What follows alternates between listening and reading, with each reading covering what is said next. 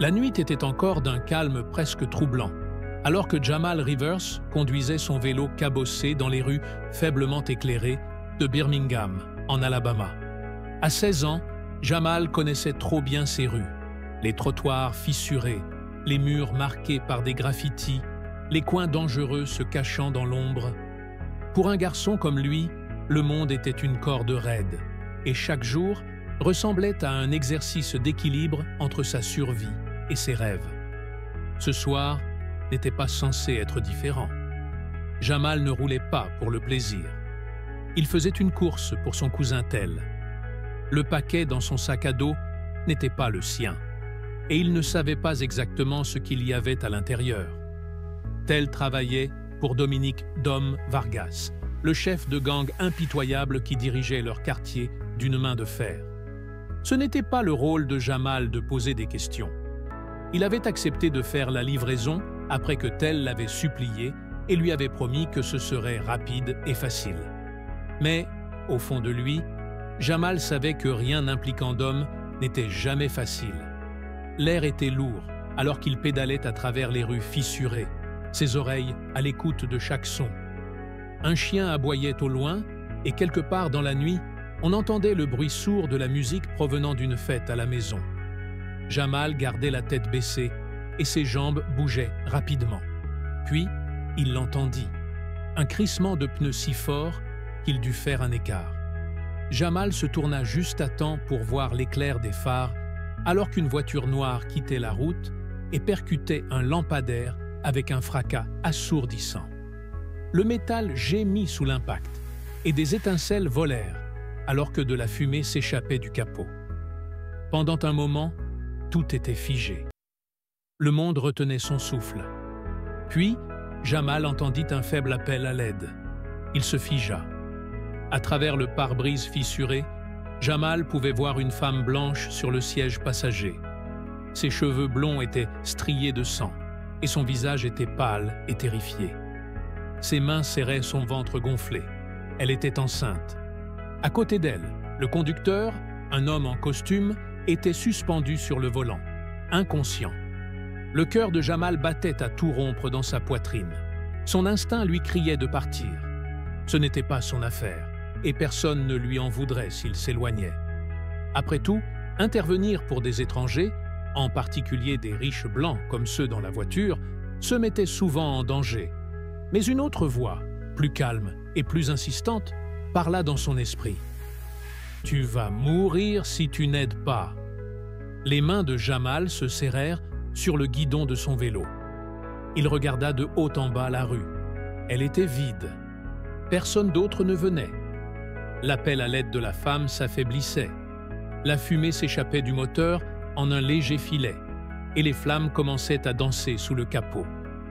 Il prit sa décision. Jamal laissa tomber son vélo et courut vers l'épave.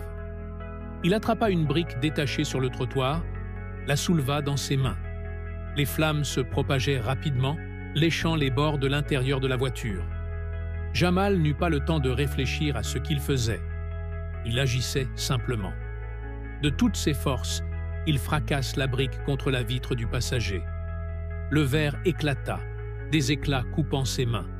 La douleur éclata, mais Jamal l'ignora. Il atteignit l'intérieur pour saisir la femme sous ses bras.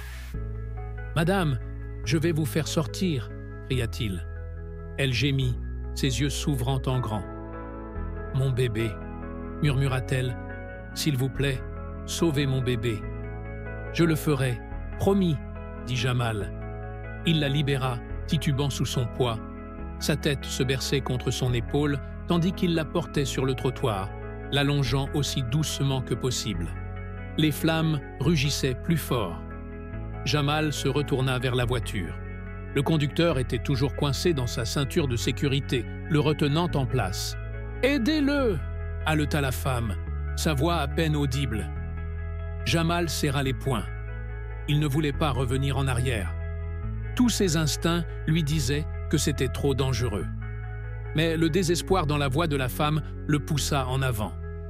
Jamal serra les poings. Il ne voulait pas revenir en arrière. Tous ses instincts lui disaient que c'était trop dangereux. mais le désespoir dans la voix de la femme le poussa en avant.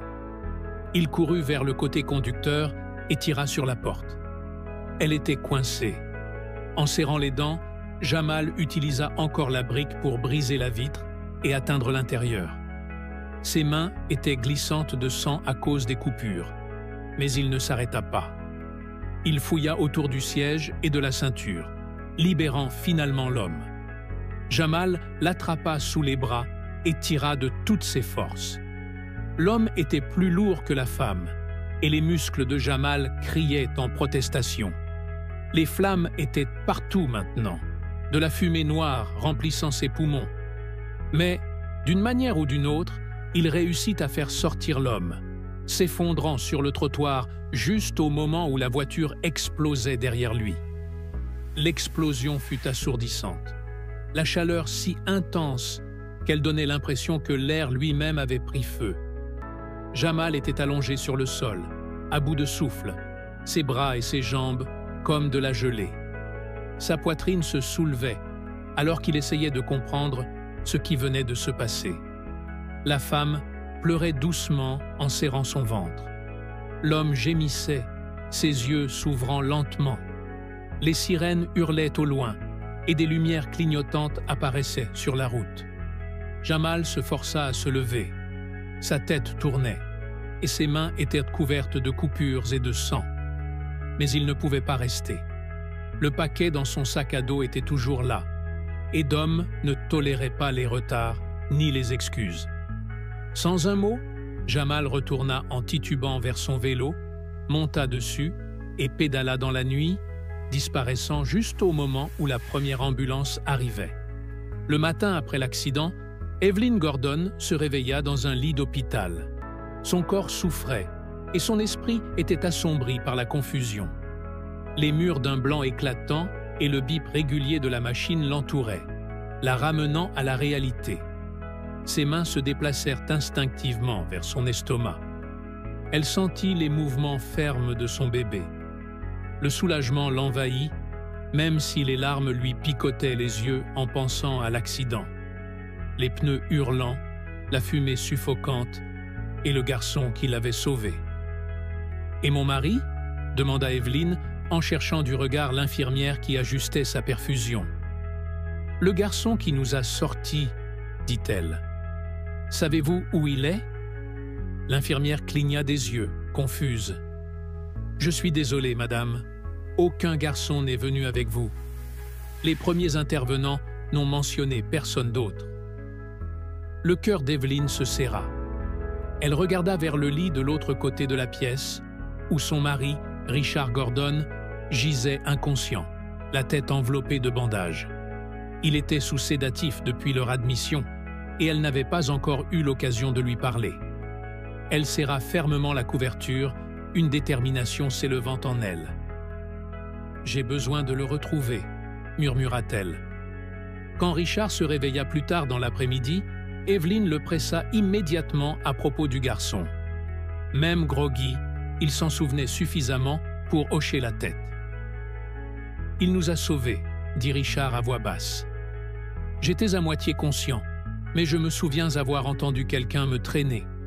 Je pensais que c'était les pompiers, mais... » Il s'arrêta, secouant la tête.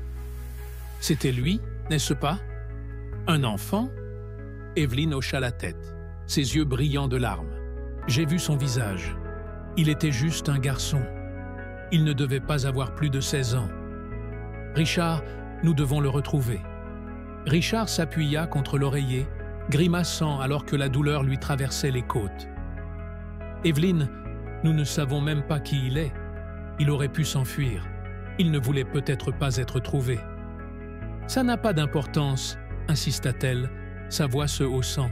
« Il nous a sauvé la vie, et sans lui, nous n'aurions pas notre bébé. Nous lui devons tout. » Richard soupira, ses instincts prenant le dessus. Il n'était pas du genre à prendre des décisions impulsives, mais en voyant le visage en larmes d'Evelyn, il ressentit un sentiment de culpabilité inconnu. Il n'était pas habitué à devoir quoi que ce soit à qui que ce soit, et cela ne lui convenait pas. « Nous le retrouverons, » dit-il enfin.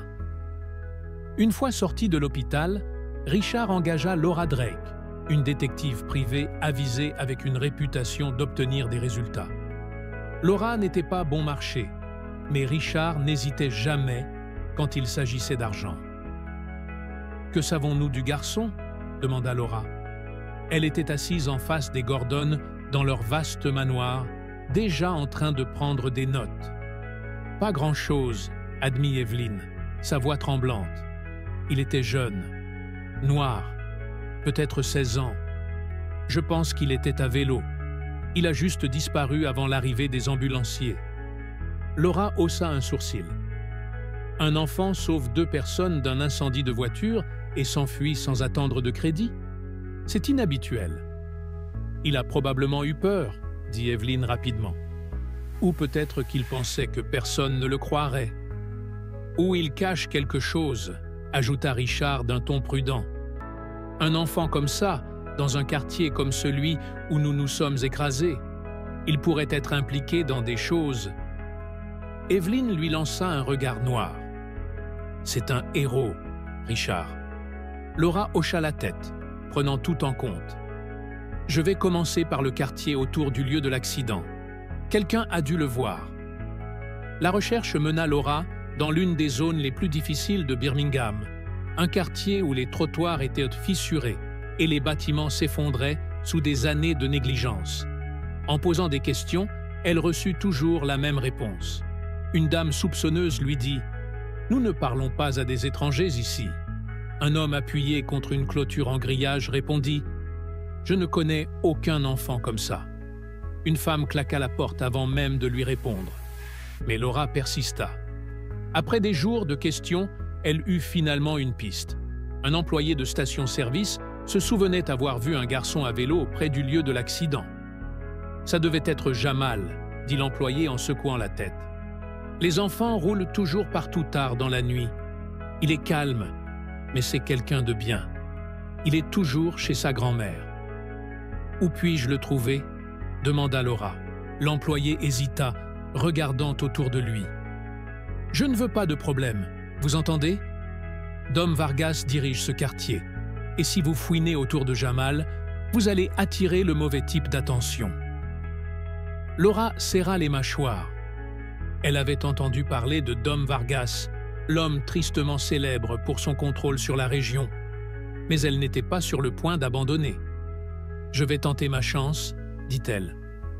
Une semaine après l'accident, Laura se tenait dans la cour d'une maison délabrée, à la limite du quartier.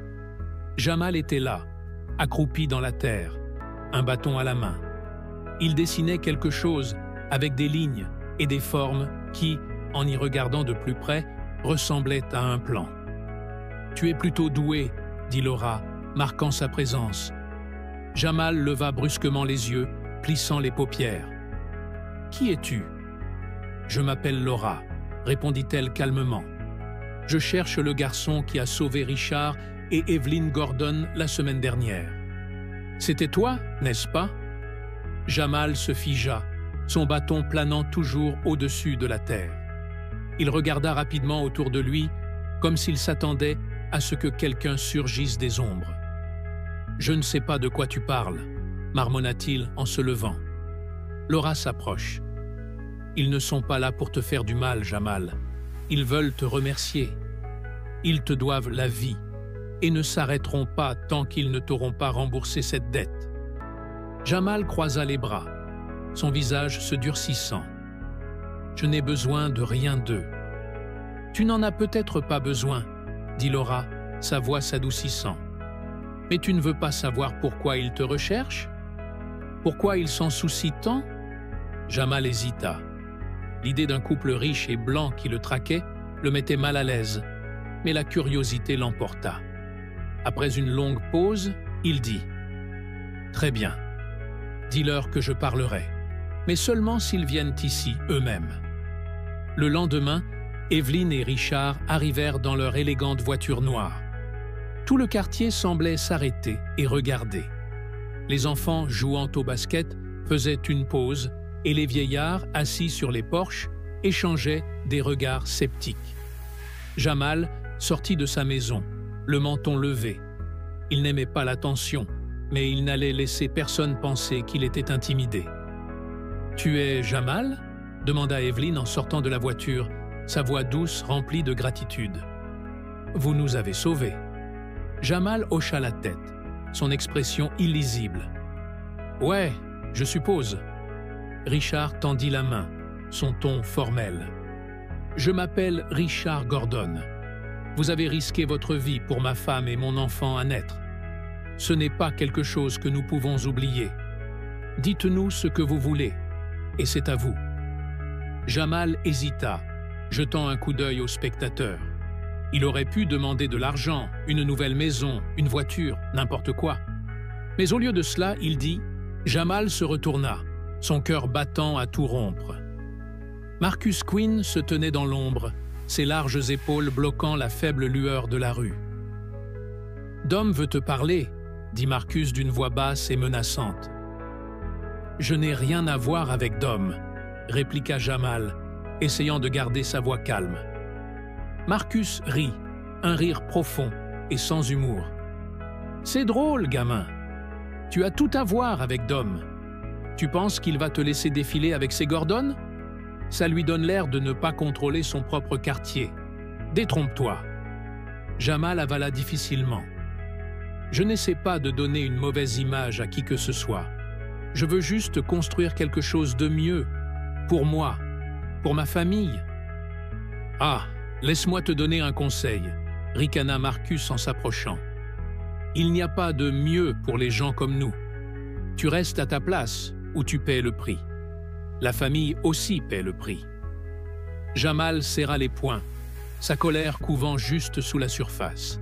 « Je n'ai pas peur de toi, » dit-il, bien que sa voix vacilla légèrement. Marcus sourit narquoisement. « Tu devrais. » Puis il tourna les talons, disparaissant dans l'ombre. Jamal se tenait là, secoué, mais résolu. Jamal n'était pas le seul à ressentir la chaleur de la colère de Dom. Tel, son cousin, commençait à craquer sous la pression. Tel avait été celui qui avait entraîné Jamal dans le monde de Dom en premier lieu, le convainquant de faire cette fatidique livraison. Maintenant, il voyait à quel point Jamal était devenu un problème. « Je ne voulais pas que les choses se passent comme ça, » dit-elle à Jamal un soir, alors qu'ils étaient assis sur le porche. « Je pensais que tu ferais juste une livraison, et c'est tout. Je ne pensais pas que Dom saurait, que tu attirerais autant d'attention. » Jamal lui lança un regard de côté. « Tu n'y avais pas pensé, hein ?»« Non, » dit-elle, sa voix aiguë. « J'essaie de tout arranger. J'ai parlé à Dom.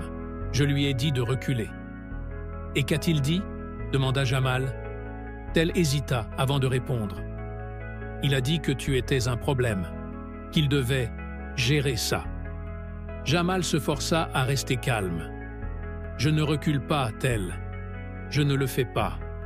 Je ne vais pas laisser Dom ou n'importe qui m'empêcher de poursuivre mon rêve. » Tel murmura presque pour lui-même. « J'ai peur pour toi, mec. J'ai peur pour nous tous. » Alors que Jamal essayait de faire face aux menaces croissantes dans son quartier, il commença à remarquer des fissures dans la façade polie des Gordon, en particulier chez Richard. Bien que Richard ait joué un rôle déterminant dans l'éducation et le mentorat de Jamal, il y avait une froideur chez l'homme qui mettait Jamal mal à l'aise. Ce malaise se transforma en colère un jour, lorsque Jamal entendit une conversation entre Richard et l'un de ses associés, lors d'une visite au bureau des Gordon. « Nous allons de l'avant avec le réaménagement de Southside, » dit l'associé. « Une fois que nous aurons libéré les locataires, nous pourrons commencer la construction. Plus tôt nous viderons ces propriétés, plus tôt nous pourrons réaliser des bénéfices, » répondit Richard sur un ton pragmatique. Jamal sentit un nœud froid se former dans son estomac. Il entra dans la pièce, fixant Richard. « Vous parlez de mon quartier, » dit-il, sa voix tremblant de colère. Richard ne broncha pas. « Ce ne sont que des affaires, Jamal. Le progrès nécessite des sacrifices. » Jamal secoua la tête. « Vous ne faites pas de progrès. Vous détruisez des vies. » Richard soupira, comme s'il expliquait quelque chose à un enfant. « Tu penses trop émotionnellement.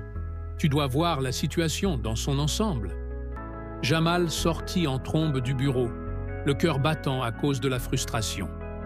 Il pensait que les Gordon étaient différents, qu'ils se souciaient des gens comme lui. Mais maintenant, il n'en était plus si sûr. Ce soir-là, lorsqu'il rentra chez lui, Jamal trouva une note collée sur sa porte d'entrée. Les mots griffonnés à la hâte à l'encre noire lui firent froid dans le dos. « Arrête de travailler avec les Gordon, ou tu le regretteras. » Jamal froissa la note dans son poing, sa mâchoire se serrant. Les murs semblaient se refermer autour de lui, mais il refusait de reculer. Il ne laisserait ni Dom, ni Richard, ni quiconque dicter son avenir. Ses rêves étaient tout ce qu'il avait, et il était prêt à se battre pour eux. Les jours qui suivirent la confrontation avec Richard furent flous pour Jamal. La colère, la trahison et la peur tourbillonnaient dans son esprit, créant une tempête à laquelle il ne pouvait pas échapper. Il avait pensé que les Gordon étaient son ticket pour quitter Southside, un pont vers un avenir qu'il osait à peine imaginer. Mais maintenant, il voyait la vérité. Pour toutes leurs promesses et leurs richesses, il n'était pas différent des forces qui avaient maintenu sa communauté au sol pendant des décennies. La colère de Jamal n'était pas seulement contre Richard, mais contre lui-même.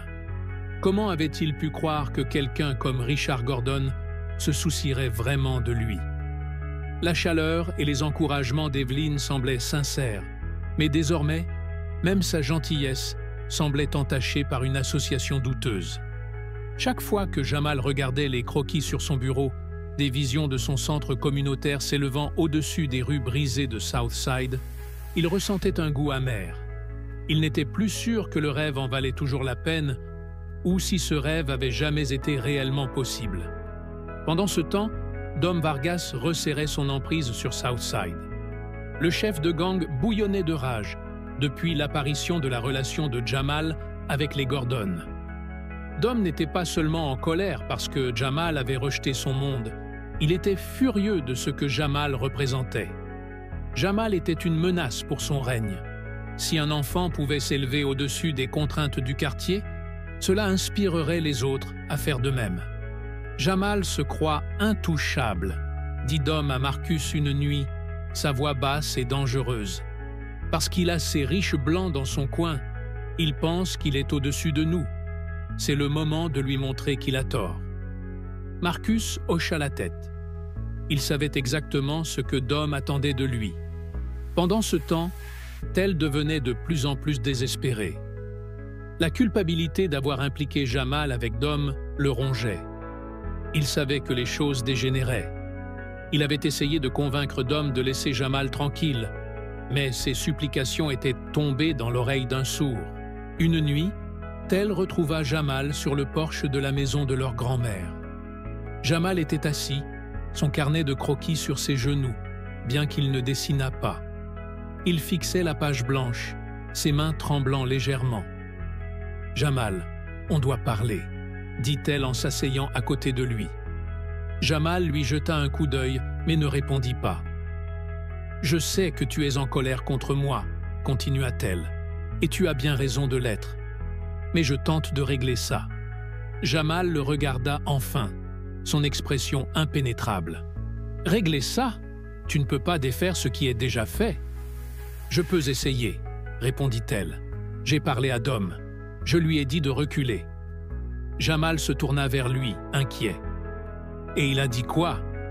Tel hésita avant de répondre. « Il a dit que tu lui faisais perdre la face. Il ne va pas lâcher l'affaire. » Jamal ferma brusquement son carnet, la mâchoire serrée. « Qu'il vienne. Je n'ai pas peur de Dom. » Tel le regarda, sa voix à peine un murmure. « Tu devrais... » « Je ne joue pas, Jamal. Je suis fatigué de fuir. Pas cette fois. » Tel baissa les yeux, le regret visible sur son visage. « Je veux juste pas que tu finisses comme moi. » Le lendemain, un message de Tel arriva, court et énigmatique. « Retrouve-moi à l'entrepôt de Pine Street.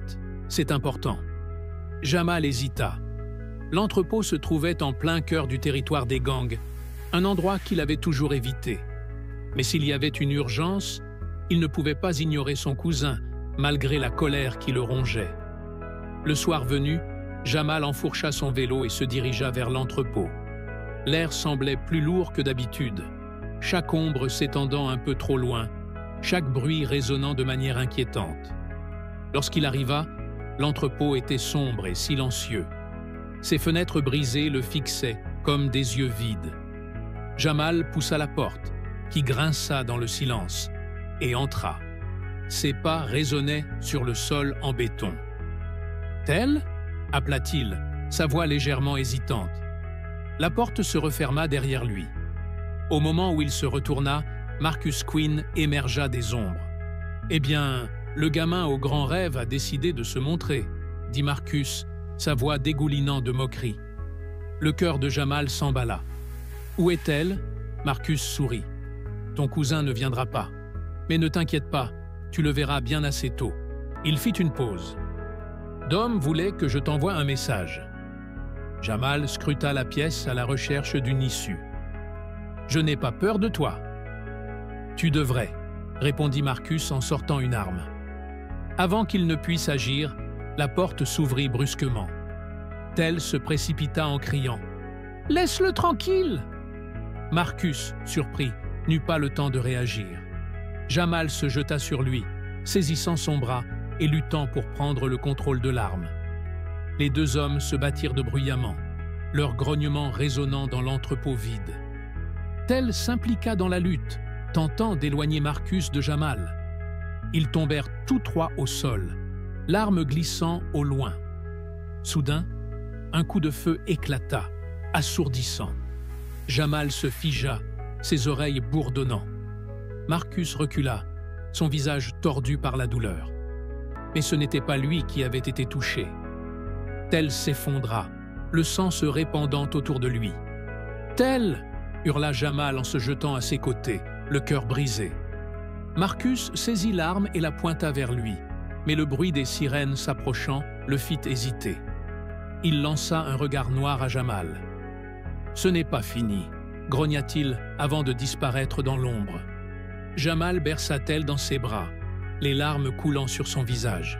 « Reste avec moi, Tel !» Les yeux de Tel s'ouvrirent à peine et il murmura « Je suis désolé, Jamal. Je voulais juste te protéger. » Puis il rendit son dernier souffle. La mort de Tel secoua profondément Southside. Jamal ne pouvait oublier l'image du corps sans vie de son cousin, le sang sur ses mains et le son du coup de feu résonnant encore dans ses oreilles. Le lendemain des funérailles, Evelyn rendit visite à Jamal. Elle le trouva sur le porche, regardant son carnet de croquis. « Jamal, » dit-elle doucement en s'asseyant à ses côtés, « je suis vraiment désolé pour Tel. Je ne peux pas imaginer ce que tu traverses. » Jamal tourna lentement son regard vers elle. « Ce n'est pas ta faute, Madame Gordon. C'est de ma faute.